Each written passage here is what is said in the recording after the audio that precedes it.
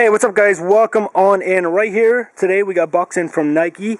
It is the Hypervenom Phinish as part of the TechCraft collection that was released this past week. These are the boots that have the leather uppers on all of Nike's boots. Pretty cool concept. This one comes in a black total orange. The reason I took this one as the first boot to profile, number one, it is probably the boot that most of you guys are going to go for. Not many people are able to afford the likes of the Hypervenom Phantom, and I was personally interested to see how that upper, which was a little bit stiff on the finish itself, measures with a leather material.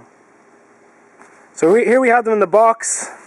Before we do kick it all off, there's a subscribe button on your screen. We will be profiling more boots from the TechCraft collection, so if you have a chance, please subscribe and stay updated on all our latest videos.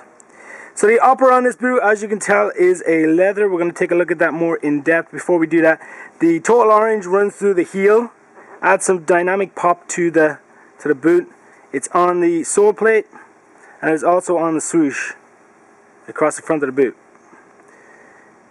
The leather, which is absolutely beautiful, if you can picture this for a second, it runs from this side, comes down around the lacing system, and then around the other side of the boot, the lateral and medial side of the boot. If you can picture it folding back on both sides, basically what Nike have done is they've placed it across the top of the boot and they've fused it onto the upper. And they've done that very well. As you can tell, for example, this is the mag wire, which is the Hypervenom's version of fly wire. Adds some additional support, runs around the lacing system down through the underfoot, and you can see how there is some definition through that region. It is not as defined as it is on the Hypervenom Phantom, which I'll bring in a second. I have a pair right here. I just want to show you some differences between the boots. But you can tell that the material has definitely been fused across in a kind of like a tight fashion down across the upper. Concern right there would be that it would provide some sort of a stiff feel, but it absolutely doesn't. It's very pliable, very soft. If you have worn the Finish before, one of the things about it was this responsive mesh across the forefoot was a little bit stiff. Definitely softer on this boot, so the leather is a complete bonus to the Hypervenom Phinish, in my opinion. You can see that responsive mesh, how it has those folds across the forefoot to add a more natural touch and feel. And again, that is just elevated by the implementation of this leather material. And it runs through the instep as well. And lots of definition. The tongue is built in. Let's take a look at that real quick. So it's a one-piece tongue. There's no separation. And the lacing system runs in through one hole and out through the other eyelet, and then across the boot. So it's a very snug, tight fit across the midfoot. Designed to be that way. Up just around the ankle line, the tongue actually is separated. So this is where the joining occurs. It's fused together. And adds a very nice fit. You can easily slip your foot in here, so there's no concerns with how tight it is because of that one-piece tongue. You just slip the two sides in underneath, tighten the laces, and it's a very dynamic fit right across the front of the foot. And along the ankle cut, which is pretty standard ankle cut, materials are nice and soft, so no concern with discomfort throughout that region. Flip them over real quick and we'll take a look at the conical stud configuration. Something that I really enjoy, one of my go-to boots right now is the liquid diamond version of the original Hypervenom that Neymar used to wear. And I love them. I use them as my go-to boot on AG and FG surfaces, so if you're considering wearing these on an AG, I definitely recommend them. I think they work out really well.